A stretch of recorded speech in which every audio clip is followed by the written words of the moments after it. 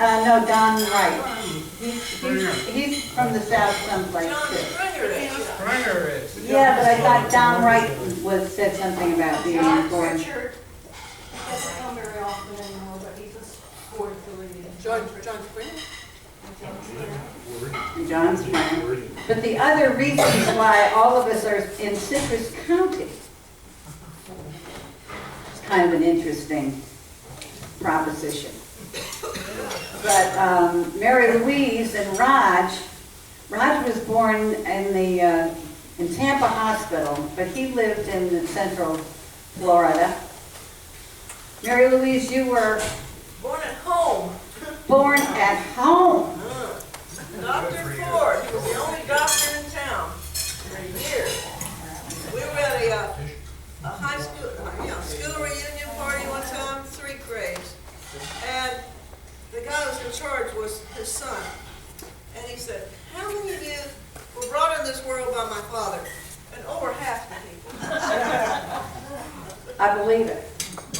Well, we've got, Raj is going to tell some of the old story, a few stories about how it used to be on this side, and then we've got a few signed remarks by Mary. So if you want to turn around a little bit, have your desserts, and I'll turn on some lights back there. So here's Raj, and now he sounds. Now Mary Louise, we're not sure, but of course she spent a lot of time in England and here and there, so she doesn't sound as Floridian. What? But Raj could never make an obscene phone call, they'd have him nailed in a heartbeat.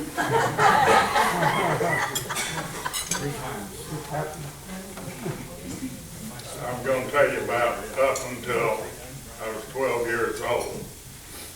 And after that, we moved to a different town. So I'm just going to tell you that We need to turn it the up. very first part of my life. And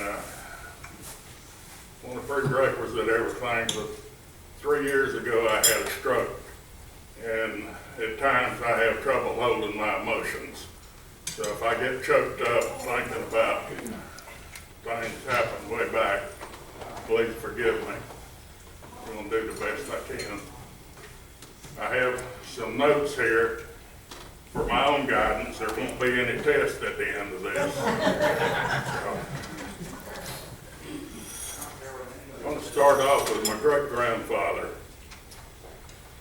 My great-grandfather lived in Pennsylvania, up around that groundhog, Puxatawny Phil or whatever. Anyway, there were several big land developers in Florida. In the Tampa Bay area, there were 2, one named Davis. And there's an island in Tampa Bay called Davis Island. And Tampa General Hospital is on Davis Island. There's also an airport there, Peter O. Knight Airport, which was the home base of the first scheduled airline. Left out of Clearwater and went to Peter O. Knight Airport on Davis Island. Anyway, that don't have anything to do with this probably. Anyway, the other guy was Plant. There's a Plant Park in the middle of Tampa, and there were 3 high schools, Jefferson, Plant, and Hillsborough High. So Plant was pretty important, but I don't know a whole lot about him, except he was also the founder of Plant City, which is over at the edge of Polk County in Hillsborough County. That's where you see the strawberries. You go down the road, they say Plant City strawberries. So, yes. What about Morton Plant Hospital? Was he at Plant? Who? Morton Plant Hospital, big huge hospital. Well, I don't know about Morton Plant, but that's probably who we're talking about. Well, anyway, back to Davis. He ran a big ad, a full-page ad in some paper in Pennsylvania. Then I personally had seen the original paper. One of my cousins is in possession of it, and of course that's considered a historical artifact. You never get it from a cousin. It shows a woman wearing a Victorian gown with a collar up to here. She's got a big hat, ostrich plumes, and it's dragging on the dresses on the ground. She's She's holding her husband or some man's arm like this. He's wearing tux with tails and a top hat, white spats, and they're walking under a coconut tree. Got coconuts hanging out of the tree, and they're walking on the beach, and the moon shining over the water. Paradise, $5 an acre.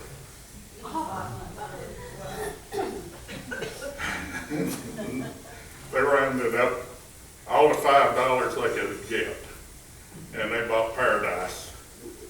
Well, there wasn't anything down here at that time, so the men and the older boys, the ones that could be useful, came to Tampa on the train. They brought a sawmill and a team of mules. The land they bought was from Tampa Bay back to what is presently Highway 41. At that time, it was a stagecoach road. So they owned all of that. It had never been cleared. They chartered a steamboat and took them across Tampa Bay. They dropped the ramp on the steamboat and they said, boys, there's paradise. And it probably looked like a Zella out there without any houses or roads. That's what I kind of think it looked like. And if you can imagine being forsaken out there, no grocery stores, no roads, nothing, they were there. And no coconut trees either. No coconut. What's that? You got that one right. So anyway, they sawed down enough trees and cleared enough land, they built some houses. And then later on, they sent for the women, and the women came down one at a time, bringing kids and what have you. My grandmother came down. She had my father and his older sister, and she was pregnant and had the milk cow. The milk cow rode in the baggage car. Every time the train would stop for wood and water, it took 12 days to get here out of Berry, Pennsylvania. When it stopped for wood and water, somebody would put a ramp up to the baggage car. My grandmother would go get the cow. The cow would graze out by the train. The engineer, whoop, whoop. Everybody bored again, put the cow on. 12 days. They couldn't run at night because if the track broke or anything, they would wreck. So they spent the night in the station doing the maintenance on the locomotive and what have you, so they could sleep in these old seats, whatever they had. And I can imagine, sleeping like that with these little kids. And I go to the airport, and some woman gets off, she's got a 3-year-old. I can't believe it, Jason was a devil. Just, I can't imagine flying with him ever again. And it's like, you don't have any idea. My grandmother, on my mother's side, she and her husband divorced many years ago. Sometime probably around 1910, and she and my mother moved to Florida to Dunedin. Not Dunellen. Dunedin is between Clearwater and St. Pete. And she had a job ahead of time as a housekeeper. She answered eHarmony.com on a day. And there was some guy in Plant City, that guy Plant that I just talked about. He was needing a wife and she could use a husband, so they got to corresponding. I don't know who was doing the writing on his part because he couldn't write. Well, anyway, after a period of time, and I don't know what that period of time is, he sent them 2 tickets. And they went over there, and he's at the station. He's wearing a white linen suit and a white Panama hat. He's standing there, and the one thing he forgot to tell them, he was a Seminole Indian. So anyway, at some point, and once again, I don't know when, they got married. They moved to Gibsonton, which is another land developer, didn't have his didn't have the big name that Plant had and Davis had, but he had already plotted out, and laid it out and recorded it at the courthouse, the town called Gibsonton. My grandmother and granddad, the Indian granddad, built a house there. I'm gonna tell you about that house. I remember that one quite well.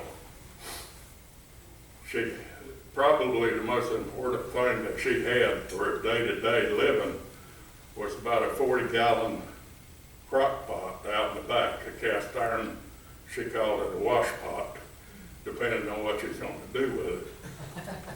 But anyway, every day, about daylight, she'd get up and sweep the yard, the kitchen broom, the yard, and all the neighbors did the same thing. You swept the yard. There was no fire department, there was no telephone in your fire department. If you had to put out your house fire, it was a pitcher pump, and you wasn't gonna do much fighting a fire with that, so everybody kept their yards swept. And people now bellyache because they gotta ride a lawnmower out in hot sun. Try sweeping your yard and keeping it. Another thing that kept snakes out. If a snake crawled across, you could spot him. And that was one of the things. She says, if there's a blade of grass out there, she'd just go completely crazy and she'd grab the hoe. If it was noontime, go out there. That's what attracts snakes. I don't think it attracted them, it just did. Well, anyway, the wash pot deal. This for ladies that have a laundry problem. Every Sunday evening before dark, my grandmother she'd head out with a wheelbarrow. My granddad, the Indian, would put a crosscut saw over his shoulder and the axe, and they'd head out into the woods. Load the wheelbarrow up with firewood. Monday morning, my grandmother would be out there with a fire around a pot that'd be full of water, have to pump it. And all the laundry went in there, and she had a boat oar, and she's figure eighting the laundry like this, in that hot boiling water in that cast iron cook pot. And then you take the boat oar, you can't reach in and grab it, you pick it up, let most of the water drip off and put it in another number 2 wash tub, kind of stir it around. By then that it cooled down enough you could put your hand in for a moment or two and kind of swish it around. And then you throw it into another one. But you had to do that to the bed sheets, clothes, underwear, everything you owned. Now my grandmother, Adams, down at Adamsville, about 3 or 4 miles away, she washed all of the clothes with a scrub board. She died in 1952. She never had a washing machine. 1952, she was washing with a scrub board. I had an aunt. My grandfather was the oldest of the second generation, and the aunt I'm talking about, her husband was the youngest of that group. There was 11 of them.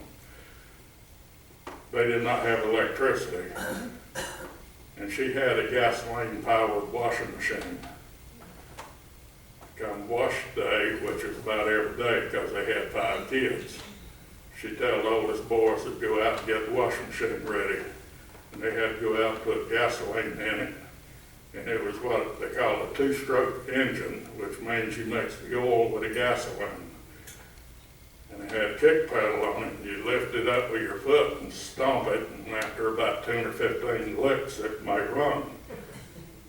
And if it was running, it was going to smoke like mad and hot. In July and August, it was kind of a tough thing. And they had a 4-post in the ground with a galvanized shed over it to kind of keep the sun off and what have you. And that was her laundry room. And when she got ready to do the ironing, she had a gasoline-powered iron.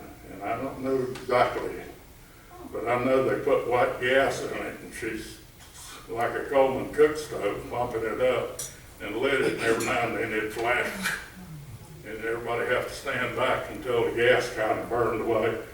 And then they'd get up to temperature and she'd be out there.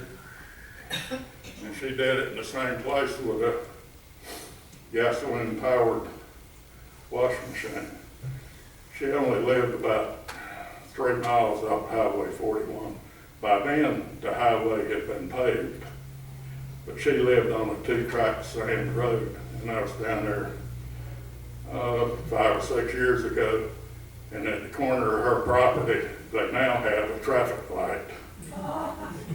And it's kind of sickening to me, you know. I remember, I'm sure that if she was alive, she'd be glad to see the traffic light instead of gasoline-powered washing machine, but I enjoyed remembering, you know, how it used to be.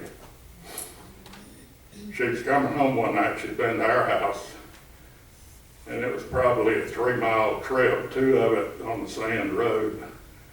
And she's driving around, and I forgot to tell you, at that time, most of Florida was open range. Open range means that if you don't want cattle in your yard, you put a fence around your property. The cattle was free to roam anywhere they want. They had put a fence along the railroad, probably, I don't know who did the fence. It could have been the cattleman, it could have been the railroad. But anyway, they had a cattle guard across it. The cattle guard, if the state did it, they usually use water pipe to dig a ditch and build kind of a gate-looking thing. The grating of it looked like a barbecue grill. And the cars drove over that, and the cows wouldn't step on top of that pipe for fear of breaking their leg or whatever. But anyway, that was called a cattle guard or a cattle gap. Anyway, my aunt's coming across there, and all of a sudden, out of the dark, a bull charged and knocked the wind out of her car door, took the mirror off, and he backed up and got a couple more charges at it, and almost destroyed the door. And of course, back then there wasn't no insurance, there wasn't anything. That's just part of life. And anybody that drives on the LeCanto Highway out there, speaking of cows, you see all those beef cows out there. Those cows are accustomed to people. Whoever owns them goes out there a couple times a week with hay and feed and antibiotics and all kind of fancy stuff, and those cows know people. Back when I was a kid, range cows or scrub cows, whatever you want to call them, they wasn't accustomed to people. And if you went anywhere, you always went from a climbable tree to another climbable tree. If you was in a forest of 50-foot pine trees, that was useless. If the cows got after you, you were not going up a big pine tree. You just had to outrun them or find yourself about a 20-foot oak tree or a pine or a hickory tree or something like that. So if you was going across the clearing and you knew there's cows out there, you kind of tacked around it like a sailboat. You didn't go straight across. You stayed close to the trees so you had some way to get out of that. One time when I was about 5 or 6, and I don't really remember exactly how old I was, but 2 of my aunts, my grandmother's daughter that married the Indian, they're going out to pick violets. And I didn't know what a violet was, but I was up to picking it if it needed picking, so we headed out. We hadn't got to where the violets were growing, apparently, and all of a sudden here come a bull, big black dude with horns about 18 inches long. He comes roaring out of there. One aunt takes off to divert him to where he'd chase her, and the other aunt throws me up a tree, and I go up the tree. She's up it with me then shortly after that. My Aunt Ruth, she runs out a while and comes back, and the bull is kind of confused. He don't know whether to get us in the tree or get my Aunt Ruth. And she runs back and jumps up in the tree. So the 3 of us up in this tree for a couple hours. Every time one of us would move, that bull was ripping bark. When you're about 6 years old, that bull was pretty big, I'm telling you. So anyway, about dark, here comes my grandmother with a pitchfork. She knew something was wrong. We should have been back a lot sooner, so she came down there and did battle with a bull and retrieved us, and we headed home.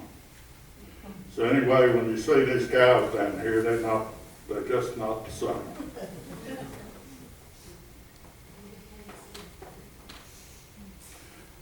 I used to go to my grandmother's house, and close by was a place she called the old Italian place. I have no idea why she called it the old Italian place. I got some ideas, but I surely wouldn't say anything.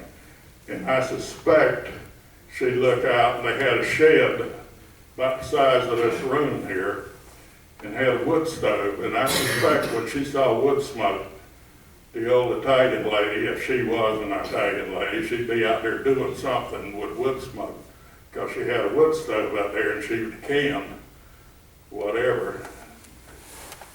If they used that also to butcher hogs, everybody in the neighborhood would come over there. They had a butcher pump out there, so they had water and wood stove and whatever. So we'd go over there, and they had it divided with a couple boards across there. The people that owned the property had some milk cows, and milk cows, you know, they handled 2 or 3 times a day, so they were very friendly. And if you got too close to the board, the old cow would reach over there and give you a good slobbery kiss on the head, and that's where the word cowlick in the hair comes from, I'm positive.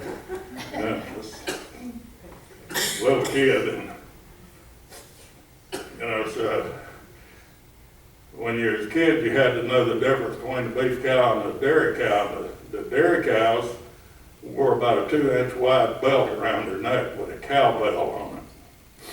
So about dark, if the cows wasn't home, you'd go out there and kind of stir through the bushes, and you could hear them. You knew where they were, and they'd come back up there. So that's the story there on the cattle. My grandmother used to take part in the butchering of the hogs in October. That's when they butchered hogs, after the first frost. You never set a date. On the 15th October, we're going to butcher hogs. That did not work. Maybe too hot. So anytime in October when the frost came out and it turned cold, that's when the hogs caught it. So they would go out there and everybody bring their hogs over to the old Italian place and what have you. And my grandmother would take big old slabs of fat and whatever, take it home, put in that wash pot and heat it, and skim lard out and put it through cheesecloth into coffee cans. Back then, the coffee cans were steel with a lid on, put it on there. Whoever owned the hog got that many buckets of lard. They wasn't worried about high cholesterol or anything. Probably what killed my grandmother at 99. If she'd looked at her diet, she'd probably be hanging in there with us. My grandmother, Adams, she had a wood cook stove, and they lived pretty near Ruskin, and that was farm country down there, and they did what we call row crops. Anything planted in a row, not like wheat where you just broadcast the seed. So after it had been picked commercially, they let the natives, whoever lived there, go out there and glean the fields, and then any tomatoes that was coming right after everybody had done the main picking or an abnormal shape or something that wouldn't draw a good price in the market, they canned that, and that's how they made it. My grandmother Adams had an artesian well. An artesian well was a pipe driven in the ground. The water just poured out like a spring. It would have been a spring if there'd been a hole in the ground. So there was a lot of them down there at the time. Of course, they're filling so much water now that those are all dried up. I don't know of an artesian well down there, but they used to water the fields. Thousands of acres with artesian wells. They turn the pipe and the faucet on, the water come gushing out and go all over, and they flood the fields. But now the aquifers drop down they've got to use pumps and they're developing sinkholes and what have you. I'm going to talk about my 3-room school that I attended, and then I'm going to quit. I attended a 3-room school from 1 through the end of the 7th grade, with the exception of the 3rd grade. I have a photograph at home. It's got 28 of my roommates, classmates, whatever. I was in the 5th grade, and it's got the 4th grade, the 5th grade, and the 6th grade. And I've identified every one of them. I still know who they are. And I was just visited one just before Christmas, and I emailed another one all the time. I keep up correspondence. But anyway, grade 1, 2, and 3 was Mrs. Osteen, and her husband had grade 7 and 8. And I think that was probably the best school I've ever been to. Go down to Wikibocce, that new school down there, it looks to me like the state prison. They could convert it to a maximum security in about a week with a string of razor wire around the top of it. Anyway, I'm going to use some proper names on this. Of course, there was no telephone anywhere in that part of the county, so the principal kind of ran the thing. What he said was the way it was going to be. And he'd expel this kid, Leonard Ezel, and he was kind of the troublemaker. His dad had been killed on the railroad somehow. And I don't know what his offense was. And the truth is, I didn't even know what expelled meant, but if Mr. Osteen did it and I saw Leonard heading out, that'd be pretty bad. Well, that was in the morning. That afternoon, Leonard's back out there with a big butcher knife, about that long, and he looks like Errol Flynn. He's doing all of this stuff. And our school was kind of poor. With 8 grades, we had 1 softball, 1 glove, and 1 bat. That was the playground. There was nothing else. And we all got a recess at the same time. We all got our lunch at the same time. There was no lunchroom. So you went out under the trees and ate and behaved yourself. Well, Leonard out there with a butcher knife, and our principal come running out with a softball bat, and he charged old Leonard. And there's absolutely no doubt in my mind his intent was to kill him. He swung that softball bat at him just as hard as he could. I thought it was going to wring his shoulders off. If he'd hit Leonard, he would have taken his head off his shoulders. Leonard, wearing a pair of bib overalls, no shoes, got his pants up to his knees, and he ran him out into palmettos, those saw palmettos, and he ran him for about 10 minutes. And every time old Leonard slowed down, he was right back over that bat, swinging it. Well, Leonard had a sister named Catherine. She was in my grade, so pretty close to me. That was the last day I ever saw Catherine or Leonard. They packed up and moved that night. They were gone. So the other day I was reading where the school board here got together. Some kid was giving them trouble at school, and the school board decided they was going to expel the kid. And it had taken them almost a month to come to that conclusion. Big deal. Mr. Osteen didn't give anybody no 30 days warning. So anyway, that was that. Now, I told you we had no playground equipment. The girls played jacks. And there probably some people in here don't know what jacks are. I hope most of the women do. And they played hopscotch, and the girls would take their shoes off and play hopscotch because they couldn't tear them up on the sidewalk. Every kid back then got one pair of shoes, and if you tore them up, that's tough stuff. You had a long way to go to get the next pair of shoes. So I'm going to bring something. This is something for you guys that just moved here and like to fish.